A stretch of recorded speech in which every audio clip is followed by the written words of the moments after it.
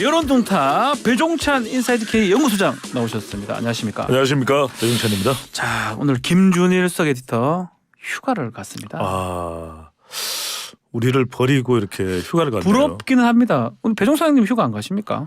어떻게 또 이 뉴스킹의 중차대한 그 방송의 임무를 버리고 휴가를 간다는 건 있을 수가 없죠. 이것보다는 다른 방송 진행 때문에 안 가시는 걸로 제가 알고 그게 있는데요. 아니라 지금 수해 때문에 또 네. 폭염 때문에 국민들은 고통스러워하는데 고통 분담 차원에서도 네. 우리가 뼈 아프게 인식하면서 네.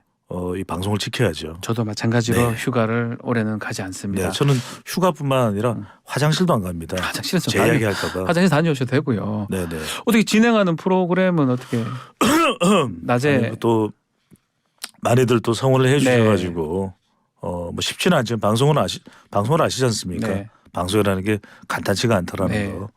하지만 또 국민들의 염원을 모아서 음흠. 진행을 해나가고 있습니다. 아주 잘 많은 분들이 사랑해 주시고 응원해 주실 거라 믿고 자 그렇게 원하는 단독 무대가 이렇게 이루어졌어요. 그러니까요. 이걸 이제 리사이틀이라고 하지 않겠습니까? 예. 그래서 김준일 지금 수석 에디터가 네. 어디로 휴가를 간지는 모르지만 몽골 갔습니다. 상당히 지금 몽골을 갔어요. 몽골 갔습니다.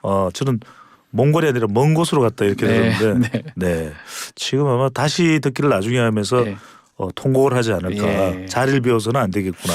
제가 뭐 사실 이런 얘기가 좀 그렇지만 저는 휴가 같은 걸 안 가는 이유가 자리를 비우잖아요. 네. 그 자리에 누가 들어와요. 바로 들어가죠. 그 사람이 조금이라도 잘하잖아요. 예. 제 자리가 없어집니다. 그렇죠. 그래서 저는 절대 안 갑니다. 실제 그런 일이 계속 생기지 않습니까? 네. 그래서 네네. 제가 몇 군데 날아간 적도 있고요. 그럼요. 예. 제가 말씀드렸잖아요. 저 화장실도 안 간다. 알겠습니다.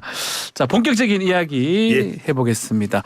자, 순방 이후에 뉴스가 너무 많습니다. 뭐 오송 지하차도 참사 또 장모의 법정 구속 또 풍수지리가가 방문했다라는 거 뭐 여러 가지 얘기들이 많은데 예. 자, 국정 지지율부터 먼저 한번 볼까요? 그렇습니다. 최근 실시됐던 지지율을 기준으로 해서 소개를 해드리겠습니다. 오늘 네. 소개해드리는 모든 조사는 선거여론조사 심의위원회 홈페이지에서 확인 가능합니다. 국민 리서치 그룹과 에이스 리서치가 뉴시스 의뢰로 지난 23일, 24일 실시한 조사입니다.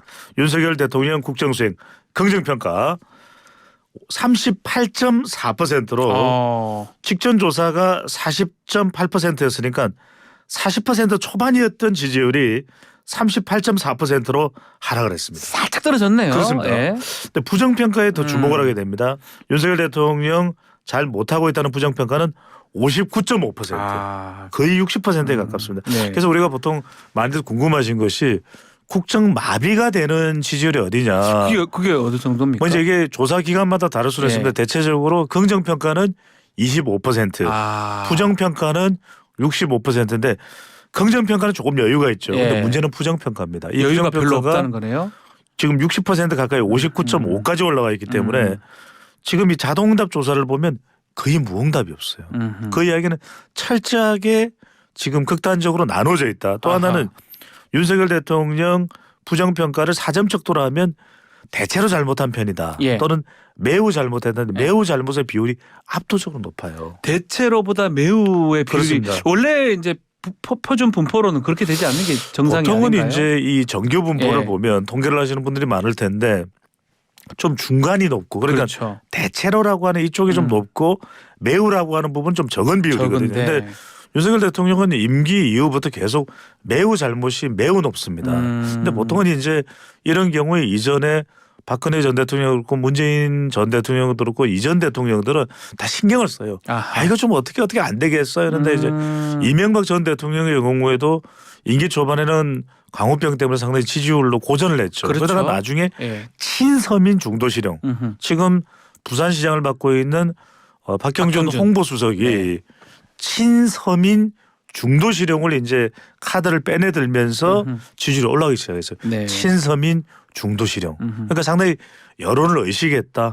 여론 눈치를 대통령이 안 볼 수는 없죠. 그런데 윤석열 대통령은 역대 대통령과 상당히 다릅니다. 그러니까 선택적 친묵도 합니다. 어떤 상당히 곤란한 점이 있으면 보통 이제 여론에 몰려서라도 설명을 하기 마련이거든요. 설명하고 사과하고 해명하는데 좀 그렇습니다 이러면서 이제 사과를 하는데 윤 대통령은 일절 이야기를 안 해요. 그래서 우리가 일종의 대통령 리더십 교과서로는 분석이 쉽지 않다. 예. 윤 대통령은 지금 매우 잘못이라고 하는 지지율이 상당히 몰리는 상황에서도 지지율에는 의식하지 않겠다. 그 이야기를 계속 하고 있어요. 국민의힘도 마찬가지예요. 이따가 또 말씀드리겠습니다만 홍준표 시장에 대해서 당원권 10개월 정지. 그렇죠. 어제 이거 떨어졌습니다. 보통 현장에 있는 아하. 취재했던 기자들 이야기를 들어봐도 한 뭐 많아야 길어야 한 6개월일 거다. 예. 중징계로.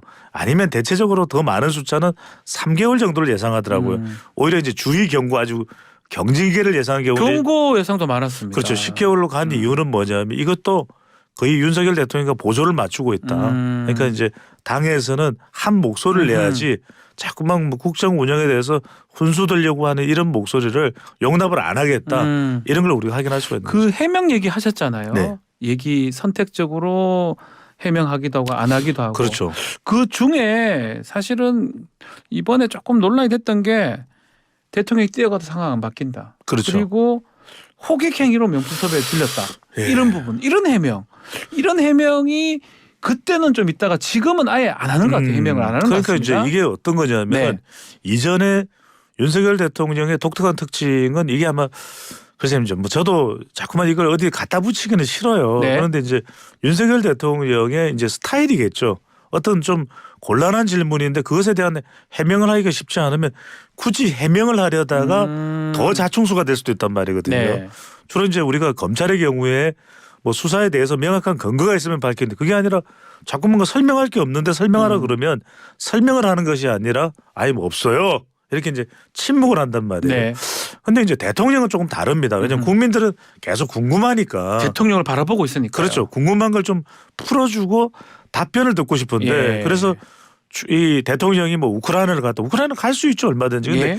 그때의 메시지가 정말 수혜도 챙기고 있고 실시간 모니터링을 하고 있고 중앙재난안전대책본부와 긴밀한 협의 또 한덕수 총리와도 계속해서 이 서로 간에 의견 교환을 하면서 챙기고 있다. 하지만 또 안 갈 수는 없지 않냐. 네. 또 상황이 그렇고 하니까 그랬더라면 국민들도 고개를 좀 끄덕였을 거예요. 100%다 만족 없는. 그런데 서울로 뛰어가봤자 표현이 중요한데 뛰어가봤자 그 사람이 이 국민들이 욱하는 거죠. 왜냐하면 뛰어갈 수가 없거든.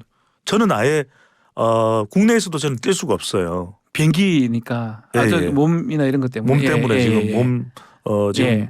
상태가 안 저도 좀 좋아서 그렇습니다. 예. 잘 못 뛰잖아요. 예, 저도 못 뜁니다. 근데 예. 걸어가서 네. 뭐 뛰어간다 이런 표현을 쓰니까 이제 국민들이 상당히 거기서 불쾌해지는. 그래서 제가 늘 드리는 말씀이 있습니다. 축구는 메시, 대통령은 메시지.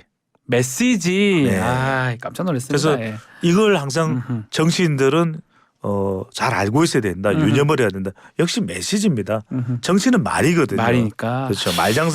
말장사라는 이야기를 하지 않습니까? 네. 타고 다니는 말 말고 이 표현하는 언어. 예. 그래서 이걸 얼마나 잘하느냐. 할 말을 해야 될 때 하는 거, 또 필요할 때 하는 거, 또 충분히 해야 될 때 충분히 해주는 거 이게 중요한 거죠. 필요하다. 예. 자, 그 해명 메시지 얘기 좀 해보겠습니다.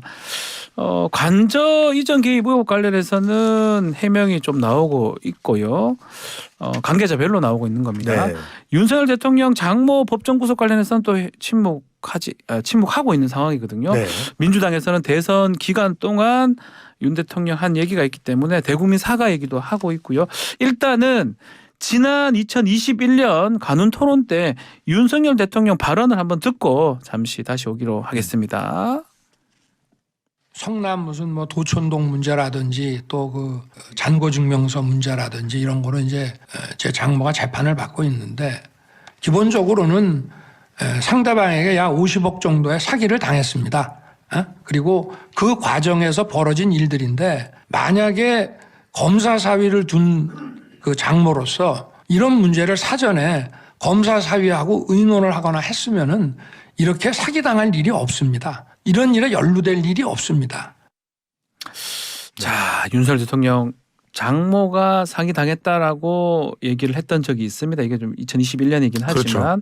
근데 이번에 이제 2심에서 구속이 됐습니다. 네. 법정 구속인데 입장이 없습니다. 침묵하는 이유는 뭐라고 봐야 됩니까? 그러니까 아까도 말씀드렸던 네. 거 비슷한 상황이겠죠. 그러니까 혹시나 해명했다가 설명할 수 있을 만한 내용이 마땅치가 않은 거예요. 아하. 근데 이해는 되는 게 윤석열 대통령도 별 문제가 없겠지. 또 사실상 장모도 가족이니까 가족의 말을 믿었을 수도 있겠죠. 네. 그러다 보니까 또 대선 때인데 뭐 장모가 문제가 많습니다. 그래서 골치가 아픕니다. 그렇게 이야기를 하겠습니까? 그렇죠. 그렇게 대선에서 이야기 안 하겠죠. 그렇게 얘기할 수가 없죠. 근데 그러다 네. 보니까 이것 자체가 지금 와서 이제 재판부의 결정이고 네. 또 이것이 이제 또 다른 또 기소권도 있단 말이거든요. 근데 그 이전에 요양급여 네. 부정수급인가요? 그거는 뭐 대법원에서 무죄가 났죠. 됐습니다. 보석으로 이제 또 예. 그 전에도 2심에 나왔다가 나온 적은 예. 풀려난 적은 있었다가 그러니까 이런 사안들이 계속 이어지는 거예요. 그러니까 대통령도 뭐가 마땅치가 않은 겁니다. 그러니까 이전에 뭐 근로시간도 그렇고 지금 뭐 가족과 관련된 것도 그렇고 서울 양평간 고속도로도 그렇고 그러니까 일단 이런 부분은 대통령이나 대통령실은 뭐 마땅한 설명이 충분하지 않으면 그냥 말을 하지 말자. 이렇게 뭐 판단하고 있지 않을까 내부적으로. 저도 뭐 이제 추정하는 겁니다. 네, 추정이죠. 근데 비슷한 유형의 리더십이 국내에는 없었는데 해외에는 있었어요. 해외에 있다고요? 그러니까 아들 부시 대통령이 아하. 2001년부터 임기를 시작했고 우리가 잘 알고 있고 2001년에 바로 9.11 테러가 있었죠. 그리고 재선까지 했습니다. 존 네. 켈리 민주당의 외무장관까지 국무장관까지 지냈던 존 켈리를 꺾고 이제 또 4년 임기를 더 이어갔었던 아들 부시인데 아들 부시도 참 이 이명박 전 대통령하고 또 각별한 사이였었잖아요. 네. 캠프 데이비드 같이 또 정상회담도 했었고 그런 이제 아들 부시 대통령도 어렵고 난감한 질문은 답변을 잘 안 해요. 왜냐하면 마땅치가 않은데 그때 이제 그런 부분을 조언했던 컨설턴트가 누구냐면 칼 러브.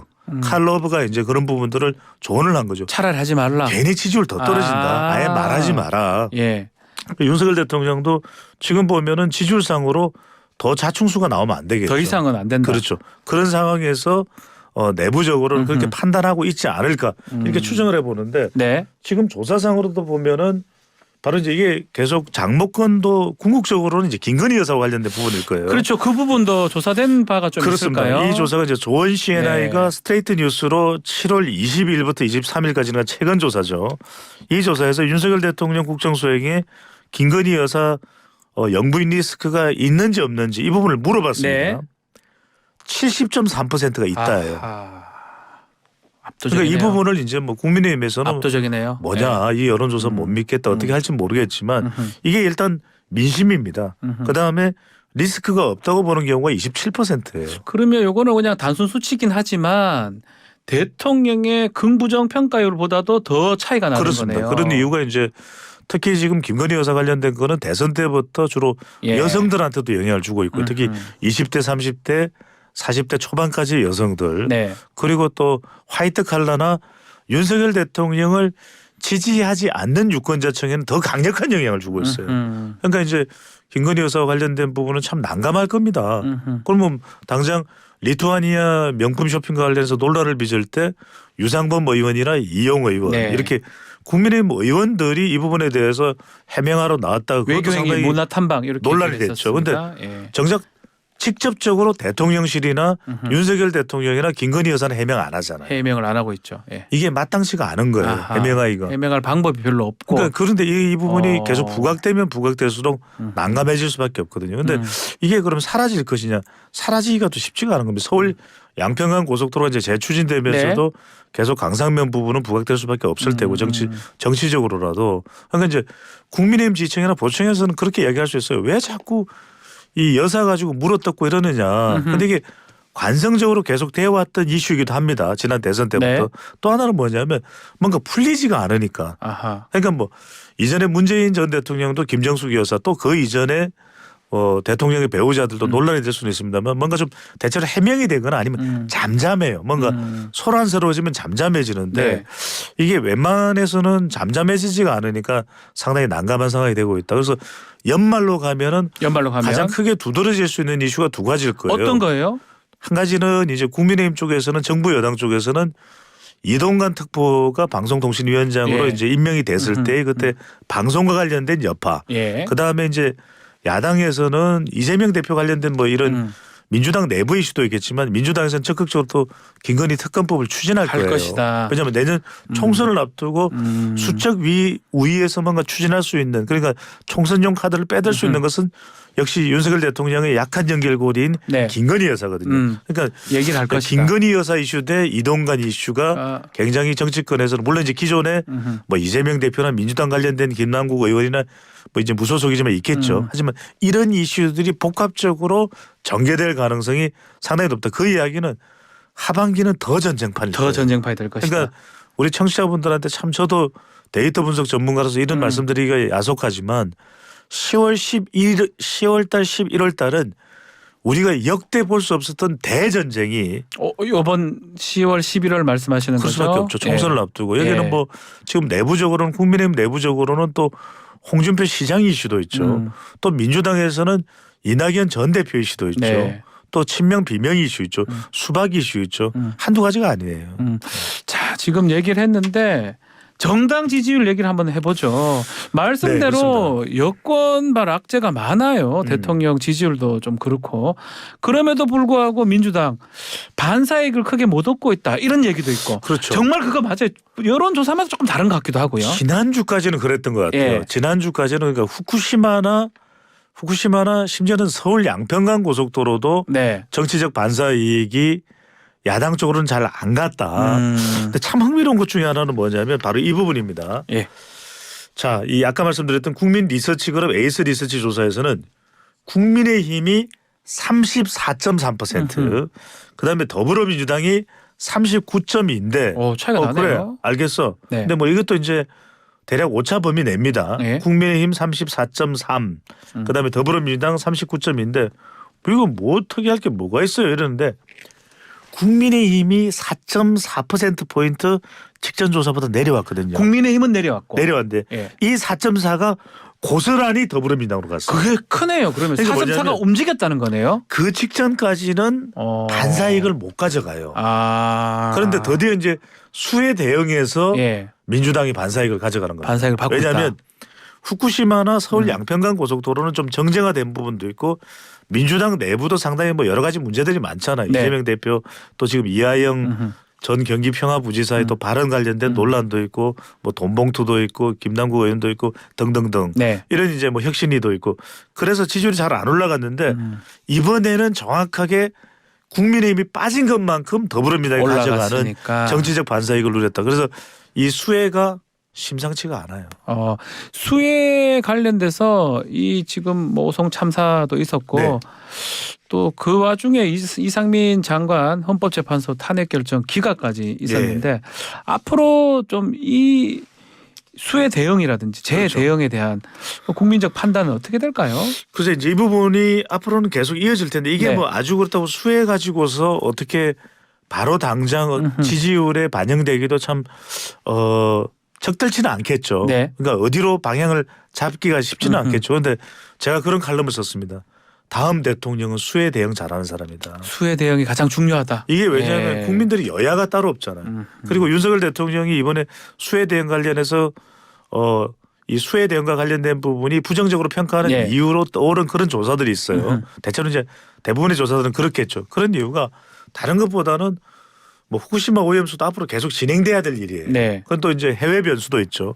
그다음에 서울 양평간 고속도로는 뭔가 좀 밝혀져야 될 것도 있고 여기에 이제 전면에 서 있는 사람은 원희룡 장관이에요. 네. 그런데 수해 대응은 따지고 보면 총괄적인 책임과 또 대응은 대통령이거든요. 그렇죠. 그러니까 윤석열 대통령이 상당히 부담스러울 수가 있는 부분인데 그러다 보니까 이제 수해 대응이 또 중요해질 수밖에 없어요. 실제로 지금 홍준표 시장도 당원권 10개월 정지의 명분은 수해 대응 문제를 삼은 거잖아요. 당헌 당규에 네. 골프 있다. 골프 네. 치지 말라고 그랬지 않냐. 이런 이야기가 나오는. 물론 여기에 대해서 이제 홍준표 시장은 호락호락 그렇게 반응하기도 쉽지 않을 텐데 아직까지는 그렇게 대립각을 세우고 있지는 않아요. 이 부분도 앞으로 이제 우리가 지켜봐야 될 부분이고 이제 이런 부분들이 이제 다른 이슈보다는 수해와 관련되면 여야를 따질 수가 없고 네. 지금 또 궁평 2 지하차도는 상당히 많은 희생자가 있고 이런 부분에 이제 영향을 여파가 또 충북 지사를 향한 비판과 비난의 목소리도 상당히 비등하잖아요. 네. 이런 부분까지 영향을 미칠 수가 있겠죠. 자, 그렇다면 지금 민주당 같은 경우는 이제 어느 정도 그래도 반사이익을 봤다라고 이렇게 분석을 좀 해주셨는데 민주당에도 악재들이 계속 있어요. 계속 얘기를 했지만 코인이라든지 그렇습니다. 돈봉투 지금 좀 떨어지는 게 이재명 대표의 이른바 사법 리스크 대북 송금 사건에서 이화영 전 부지사의 지금 발언 번복 이런 부분인데 앞으로 영장이 청구되거나 이렇게 하면 민주당 지지율이 좀 출렁거릴까요? 이 부분이 참 중요한데 실제로 이제 관련된 조사가 있습니다. 네. 그러니까 지금 불체포 특권과 관련해서 다 내려놓자는 것이 더불어민주당 혁신위의 그렇죠. 1호 1호. 공약 쇄신안이거든요. 쇄신안이었죠. 1호 쇄신안이죠. 예. 근데 이 부분에 대해서 궁극적으로는 결과적으로는 더불어민주당 의원들이 아주 힘을 실어준 건 아니에요. 왜냐하면 조건부 네. 추인을 결의를 한 것이기 때문에 관련한 조사가 있습니다. 아까 말씀드렸던 그 국민 리서치 그룹과 에이스 리서치 조사인데 네. 정당한 영장이라 해야 된다는 조건을 가지고서 불체포 특권 포기 결의한 것에 대해서 적절하게 보느냐 적절하지 못하다고 보느냐 했더니 적절하다고 보는 의견이 36.6 대체로 이제 일반적인 이제 더불어민주당 지지율 정도 수준 될 수 있겠죠. 네. 적절하지 못하다가 45.4%. 더 높네요. 더 훨씬 높아요. 높네요. 예. 아주 훨씬 더 많이 높은 건 예. 아닙니다만 9% 8% 정도 네. 높은데 그래도 이게 그렇게 약효가 있는 쇄신안으로서 인정을 못 받고 있다는 뜻이거든요. 이것도 상당히 부담이 되는 거예요. 왜냐하면 이재명 대표는 정권을 실어주겠어요 그랬단 말이거든요. 네. 그런데 정작 혁신위에서는 김은경 혁신위가 그 정도의 공감대를 못 얻고 있다. 그러니까 어떤 이야기가 나오냐면 그렇다면 이제 지지율이 발광체로 껑충껑충 뛰어야 되는데 최근에 이제 올랐다는 지지율은 정치적 반사체거든요. 예. 그렇다면 혁신위도 지금 이 의원은 꼼수 탈당에 대해서 뭔가 이제 작동할 수 있는 적용될 수 있는 것을 시도했다가 지금 무제한 연기가 됐어요. 네. 그 다음에 지금 김남국 의원이 더불어민주당 소속은 아닐지라도 사실상 정서적으로는 역시 더불어민주당 그렇죠. 가족이라고 생각하겠죠. 무소속이긴 하지만 이 부분에 이제 윤리위가 윤리자문위가 이제 제명 권고를 한 건데 이 부분에 대해서 딱히 뭐 더불어민주당에서는 특별하게 김남국 의원의 거취와 관련된 입장이 나오는 건 없어요. 네. 이런 부분에도 이제 여론에 이제 영향을 받고 있다고 봐야 돼요. 받고 중요한 건 있을 이제 것이다. 내년 총선에서 가장 중요한 지역 박 진행자가 볼 때는 어디일 것 같아요? 수도권 아니겠습니까? 수도권이에요. 예. 근데 수도권인데 오히려 지금 여당을 따지고 보면은 서울 양평강 고속도로도 상당히 부담이 될 수 있는 이슈거든요. 네. 전면 백지화를 했다가 지금 또 국회에서 관련한 현안 질문에 상당히 원희룡 장관이 답변은 하고 있습니다만 곤혹스러운 표정이에요. 반응인데 그런 상황이라면 오히려 지지율을 일대 수도권에서 더 끌어올릴 수 있는데 수도권 지지율이 딱히 썩 잘 나오지 않고 있는 상황입니다. 네. 그건 뭐냐면 내부적인 리스크가 털어내지지 못하고 있다. 아하. 관련해서 따지고 보면 돈봉투 관련된 것도 지금 이제 무소속으로 이제 탈당을 했습니다만 윤관석 이승만 의원도 수도권이고 그렇죠. 또 김남국 의원도 수도권이고 대체로 수도권에서 지금 벌어지고 있는 일들이 수습이 잘 안 된다고도 볼 수 있고 이건 이제 민주당 지지율이 지금 당장 뭐 지지율이 폭락하거나 급락하는 건 아니지만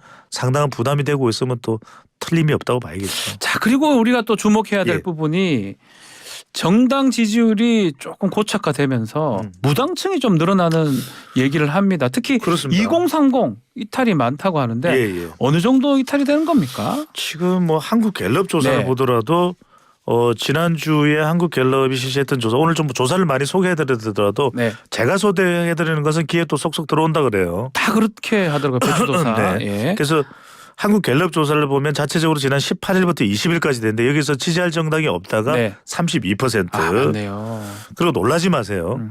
이 MBS 여론조사가 지난주에 17일부터 19일까지 실시가 됐는데 네. 이 조사를 왜 소개해드릴 수밖에 없느냐. 4개의 여론조사기관의 자체 조사입니다. K스테이 리서치, 엠브레인 퍼블릭, 코리아 리서치 인터내셔널, 한국 리서치인데 예. 여기에서는 무당층이 지지할 정당이 없다고 무려 39%. 야, 그게 너무 높지 않나요? 39면. 39%니까 10명 중 14명인데. 4명이죠. 이야, 20대는 얼마였을까요?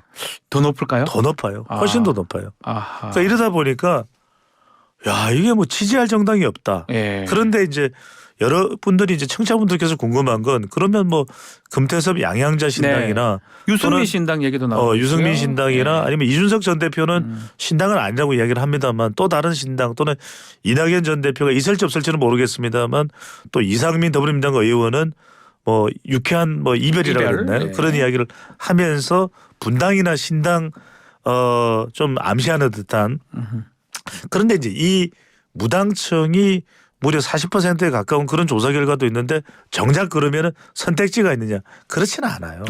그래도 왜 우리가 이 이전에도 보더라도 제3세력이라는 게 지역 기반이 있거든요. 예. 우리 박지원 변호사가 성대모사 잘하니까 가능할지는 모르겠는데 김종필 JP 성대모사 가능해요? 예, 가능합니다. 홍준표 죄송합니다. 이낙연 전 대표 네, 죄송합니다. 예. 그래서 이제 예.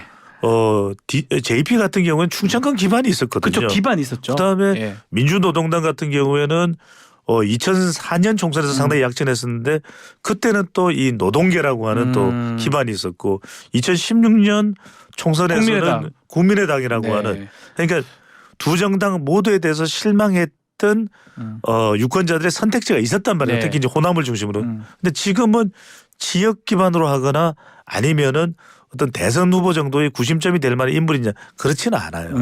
그래서 딱히 지금 이 기존 정당에 대한 상당히 실망감은 크다. 하지만 이것을 반영시킬 흡수해낼 새로운 정치 세력은 보이지가 않는다. 잘.